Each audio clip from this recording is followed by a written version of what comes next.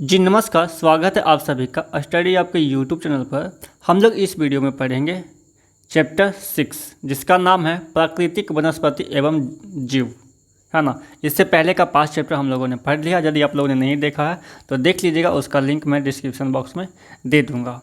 तो यह इंपॉर्टेंट है सीटेट के लिए, स्टेट के लिए। यह NCERT बुक से लिया गया है जो क्लास 7 का है, ज्योग्राफी। तो चलिए स्टार्ट करते हैं आज का क्लास, जिसमें पहला पॉइंट है आपका प्राकृतिक वनस्पति को निम्न 3 मुख्य श्रेणियों में वर्गीकृत किया जाता है। प्राकृतिक वनस्पति जो है उसको कितने श्रेणियों में वर्गीकृत किया जाता है? तो मुख्य 3 श्रेणियों में वर्गीकृत किया जाता है। पहला आपका वन, जो वृक्षों के लिए उपयुक्त तापमान एवं परिपूर्ण वर्षा वाले क्षेत्रों में उगते हैं। वन जो है वो कौन से क्षेत्रों में उगते हैं? तो वृक्षों के लिए उपयुक्त तापमान हर एक वृक्ष के लिए जो है वह एक उचित मात्रा में मिलना जरूरी है, एवं परिपूर्ण वर्षा वाले क्षेत्रों में उगते हैं। इन कारकों के आधार पर सघन एवं खुले वन विकसित होते हैं। जहाँ पर आपका उपयुक्त तापमान और परिपूर्ण वर्षा मिलेगा तो वहाँ पर सघन एवं खुले वन विकसित होते हैं। दूसरा है घास स्थल, जो मध्य वर्षा वाले क्षेत्र में विकसित होते हैं। घास स्थल जो है वो कहाँ पर विकसित होते हैं? तो मध्य वर्षा वाले क्षेत्र में विकसित होते हैं। और तीसरा है आपका कांटेदार झाड़ियाँ। यहाँ पे देख रहे हैं कांटेदार झाड़ियाँ। कांटेदार झाड़ एवं झाड़ियाँ केवल शुष्क क्षेत्रों में पैदा होते हैं। ठीक है, तो आप लोगों ने 3 तरह का यहाँ पर देखा। पहला वन, दूसरा घास स्थल और तीसरा कांटेदार झाड़ियाँ। तो इसे ध्यान में रखेंगे कि वन जो है वो मुख्यतः कहाँ पे पाया जाता है? तो जहाँ पर आपका उपयुक्त तापमान और परिपूर्ण वर्षा मिलता है, तो ऐसे क्षेत्रों में आपका वन, ऐसे क्षेत्रों में, वर्षा वाले क्षेत्रों में उगते हैं वन, है ना। इन कारकों के आधार पर सघन एवं खुले वन विकसित होते हैं जहाँ पर उपयुक्त तापमान और परिपूर्ण वर्षा मिलेंगे। दूसरा है आपका घास स्थल, यानी जो मध्य वर्षा वाले क्षेत्र में विकसित होते हैं। नहीं ज़्यादा बहुत ज़्यादा वर्षा होगी और नहीं बहुत ज़्यादा कम वर्षा होगी, यानी यहाँ पे मध्य वर्षा होगा। और तीसरा आपका कांटेदार झाड़ियाँ। कांटेदार झाड़ एवं झाड़ियाँ केवल शुष्क क्षेत्रों में ही आपको पैदा होंगे। जहाँ पर क्षेत्र क्या है? शुष्क है, वहाँ पे वर्षा न के मात्रा में होती है या बिल्कुल ही नहीं होती, थोड़ी बहुत होती है। ठीक है, तो इस प्रकार से बांटा गया है, जिसमें विभिन्न प्रकार की प्राकृतिक वनस्पति हैं। विभिन्न प्रकार की क्या हैं? प्राकृतिक वनस्पति हैं, जिसमें पहला आपका उष्णकटिबंधीय सदाबहार वन। ये घने वन भूमध्य रेखा एवं उष्णकटिबंध के पास पाए जाते हैं। उष्णकटिबंधीय सदाबहार वन कहाँ पाए जाते हैं? तो भूमध्य रेखा के उष्णकटिबंध के पास पाए जाते हैं। यहाँ पूरे वर्ष अत्यधिक वर्षा होती है, इसलिए यहाँ के पेड़ों की पत्तियाँ पूरी तरह नहीं झड़ती, क्योंकि वहाँ पे वर्षा सालों भर होती है। तो जहाँ पे वर्षा सालों भर होती है वहाँ पर पेड़ की पत्तियाँ पूरी तरह से नहीं झड़ती है, कुछ झड़ते हैं और कुछ रहते हैं। इसलिए इन्हें सदाबहार वन कहते हैं। सदाबहार वन क्यों कहते हैं?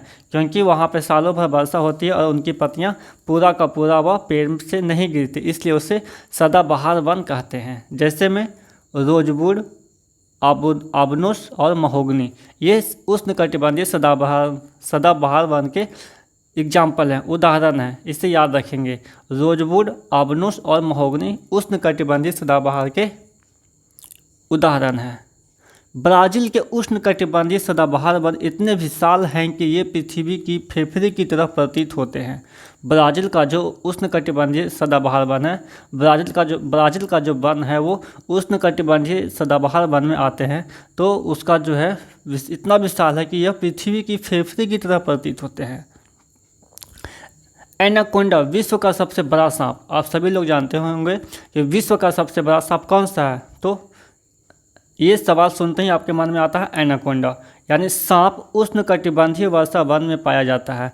एनाकोंडा सांप जो है वो कहाँ पाया जाता है? उष्णकटिबंधीय वर्षा वन में पाया जाता है। और दूसरा है आपका उष्णकटिबंधीय पर्णपाती वन। यह मानसूनी वन होते हैं। उष्णकटिबंधीय पर्णपाती वन कैसा वन होते हैं? मानसूनी वन होते हैं, जो भारत, उत्तरी ऑस्ट्रेलिया एवं मध्य अमेरिका के बड़े हिस्सों में पाए जाते हैं। जल संरक्षित रखने के लिए शुष्क मौसम में यहाँ के वृक्ष पत्तियाँ झाड़ देती है।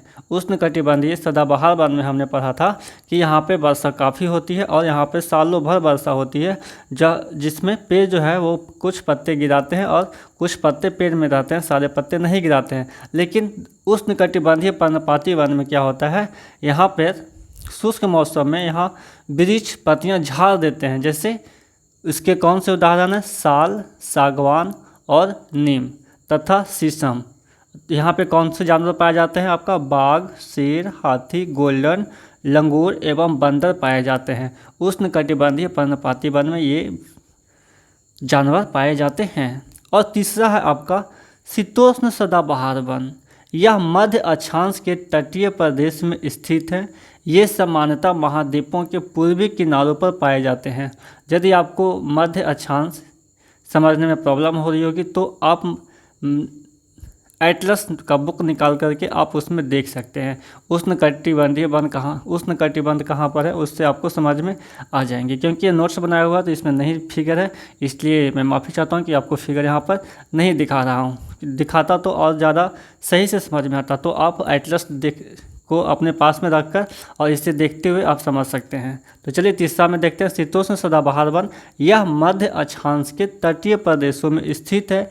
ये सामान्यतः महाद्वीपों के पूर्वी किनारों पर पाए जाते हैं, जैसे दक्षिण पूर्व अमेरिका, दक्षिण चीन एवं दक्षिण पूर्वी ब्राज़ील। यहाँ बांज, चीड़ एवं यूकेलिप्टस पेड़ पाए जाते हैं। बांज, चीड़ एवं यूकेलिप्टस पेड़ पाए जाते हैं। ये शीतोष्ण सदाबहार वन के उदाहरण हैं। नेक्स्ट आते हैं जो क्वेश्चन है आपका कि भारत में शीतोष्ण सदाबहार वन एवं शीतोष्ण पर्णपाती वन कहाँ पाए जाते हैं। तो आपका देखिए शीतोष्ण सदाबहार वन और शीतोष्ण पर्णपाती वन भारत में पूछेगा, भारत में कहाँ पाए जाते हैं, तो आपका आंसर होगा यहाँ पर नागालैंड। शीतोष्ण सदाबहार वन नागालैंड में पाए जाते हैं, त्रिपुरा में पाए जाते हैं, मेघालय में पाए जाते हैं, तमिलनाडु, कर्नाटक। और शीतोष्ण पर्णपाती वन झारखंड, उड़ीसा, छत्तीसगढ़ और केरल में पाए जाते हैं। इस पॉइंट को याद रखिएगा। और चौथा है आपका शीतोष्ण पर्णपाती वन। ये उत्तर पूर्वी अमेरिका, चीन, न्यूजीलैंड, चिली व पश्चिमी यूरोप के तटीय प्रदेश में पाए जाते हैं। नेक्स्ट है आपका 5 भूमध्य सागरीय वनस्पति।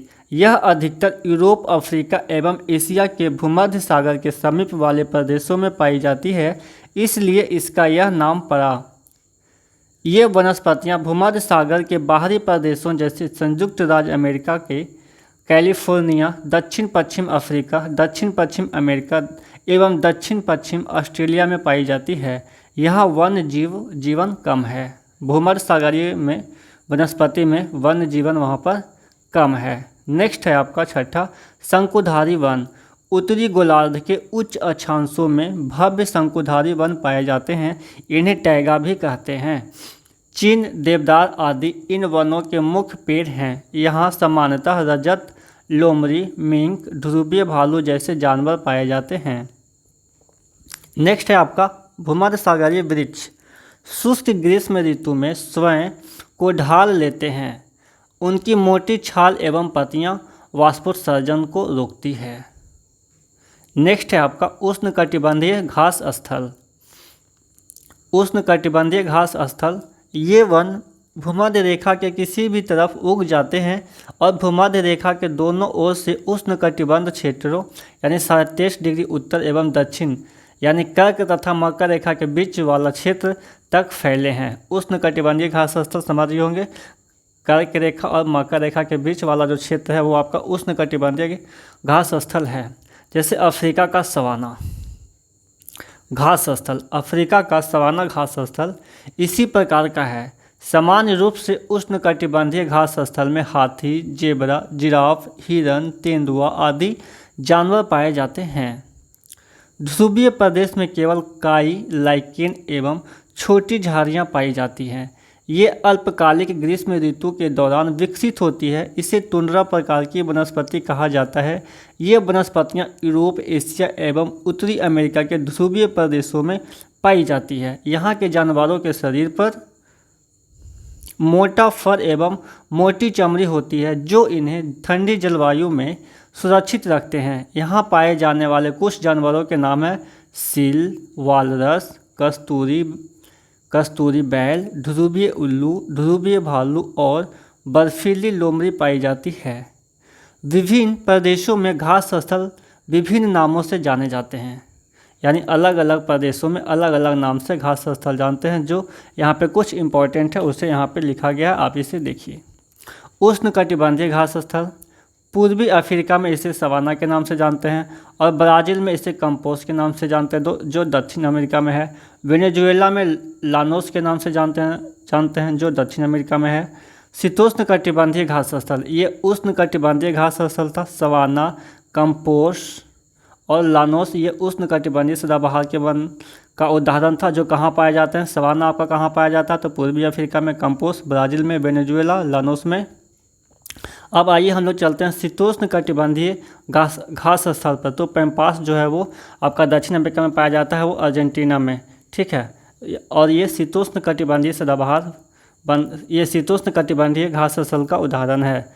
उत्तरी अमेरिका में प्रेरी पाया जाता है और दक्षिण अफ्रीका में वेल्ड नामक घास पाया जाता है और मध्य एशिया में स्टेपी नामक घास पाया जाता है और ऑस्ट्रेलिया में आपका डॉन या डाउन्स के नाम से यह घास स्थल पाया जाता है और न्यूजीलैंड में जो घास स्थल पाया जाता है उसे कैटरबरी कहते हैं और हंगरी में पुशटाज कहते हैं। ये काफ़ी इंपॉर्टेंट है, आप यहाँ पे देख सकते हैं। इसका स्क्रीन चाहें तो आप स्क्रीनशॉट ले सकते हैं। यानी अलग अलग क्षेत्रों में अलग अलग नाम से ये घास स्थल जाने जाते हैं। एग्ज़ाम में दे देगा, ठीक है, कि ये कहाँ पाए जाते हैं, सवान, कंपोस्ट, लानोस, किसी का भी नाम दे देगा। तो ये काफ़ी इम्पोर्टेंट है। तो चलिए नेक्स्ट चलते हैं। नेक्स्ट है आपका फिर मानवीय पर्यावरण, बस्तियाँ, परिवहन एवं संचार, ये 7 चैप्टर है। तो हम लोग इस वीडियो में यहीं तक करते हैं। नेक्स्ट वीडियो में फिर